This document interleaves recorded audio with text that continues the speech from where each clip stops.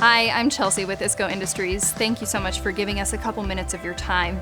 We know you're busy, but these few minutes could save you thousands of dollars. We want your project to be as profitable as possible, but damage to rental machines can eat away at those margins. And we'd like to make you aware of the root cause of a large percentage of the damage we see to help you avoid the same issues. Our two biggest tips: always have solid control of the pipe before you enter the safety zone around the machine, and take your time to ensure you're doing a proper heater removal process and that you're clear before you shift. This is one of the smaller wheeled fusion machines that we send out to project sites. It's an extremely important and useful tool, and we want to help you keep it in the best shape possible.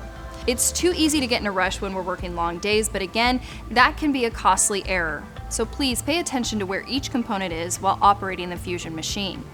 If you're not paying attention to the position of the heater while you're indexing the carriage, there are several parts that can be damaged: the facer arm, the heater butt plates, and the heater stand and bag. These parts range anywhere from several hundred to several thousands of dollars, and all it takes is paying attention to where everything is before you move.